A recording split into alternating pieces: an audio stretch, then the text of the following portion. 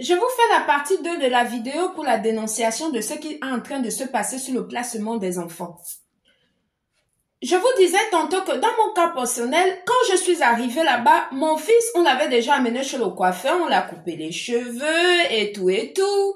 Et il m'a expliqué comme quoi il devait passer un week-end, je ne sais pas, au bord de la mer avec sa famille d'accueil et tout et tout.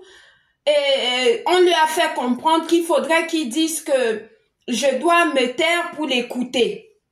Voilà, que je ne l'écoute pas. Que, en fait, il faut que je me fasse complètement pour pouvoir écouter, pour pouvoir laisser la place à mon fils et tout. J'étais restée calme hein, pour l'écouter et tout.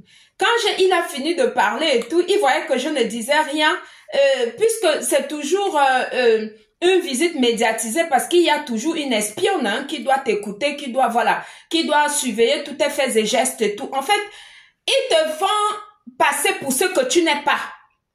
Voilà, c'est ton enfant, mais maintenant, pour que tu puisses parler à l'enfant, il faut maintenant que quelqu'un doit t'assister. Pourquoi? Parce qu'il ne faut pas que tu dis quelque chose à l'enfant, que ce n'est pas normal que l'enfant puisse comprendre ça. En fait, comme eux, ils manipulent ton enfant, ils pensent que toi aussi, tu dois manipuler l'enfant. C'est comme ça qu'ils font.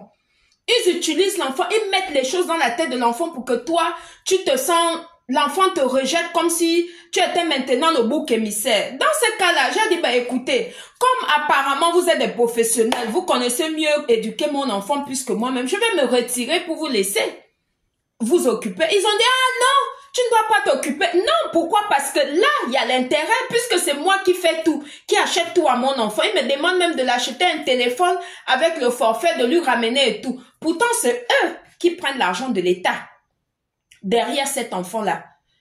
C'est comme ça que ça se passe actuellement.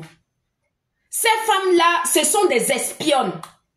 Ce sont des personnes qui sont juste là pour espionner la vie des gens, pour pouvoir vivre confortablement leur vie. Mais sauf que, Dieu merci, le karma existe.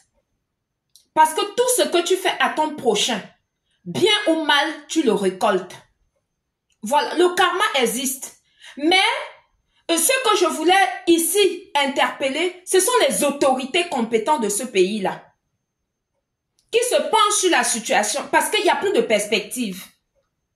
Si les jeunes sont placés de gauche à droite pour le confort des adultes, pour le confort des personnes qui ne peuvent pas être indépendants, qui ne peuvent pas procréer, qui ne peuvent pas créer, des activités pour pouvoir faire rentrer de l'argent et ils trouvent que les enfants des autres sont des sources de revenus pour eux, je pense que vraiment là où on est en train d'aller, c'est quand même énorme.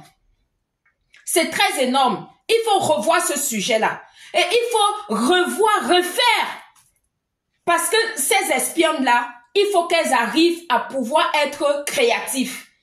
Travailler soit de leurs mains pour gagner leur vie. Créer des entreprises pour pouvoir faire rentrer de l'argent.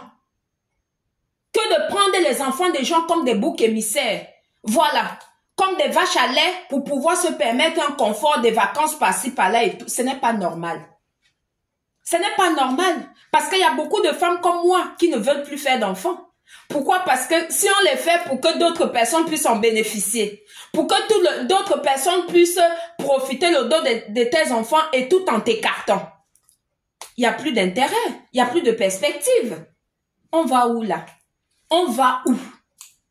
On va où? Moi, ça, ce ne sont pas les valeurs de la République que moi j'ai appris. Ce qu'on m'a inculqué comme valeur, c'est pas cela. Vraiment, je ne sais pas ce qui est en train de se passer, mais retrouvez votre lettre de noblesse. Parce que là, c'est devenu vraiment pitoyable. C'est devenu n'importe quoi en fait. C'est devenu n'importe quoi. Faire l'argent sur le dos des enfants uniquement pour son confort, je vous ai déjà expliqué. Si vous avez tellement besoin d'argent, mettez des cagnottes. Nous, les femmes africaines et les mamans, que ce soit africaines ou pas, on connaît se débrouiller. Même s'il faut cotiser 10 €, on va cotiser pour vous donner, pour votre confort. Puisqu'apparemment, c'est plus important que l'avenir et la vie de ces enfants-là. Vraiment, c'est un ras-le-bol. C'est pour ça que je parle de ça. Parce que cette femme à qui on a placé l'enfant,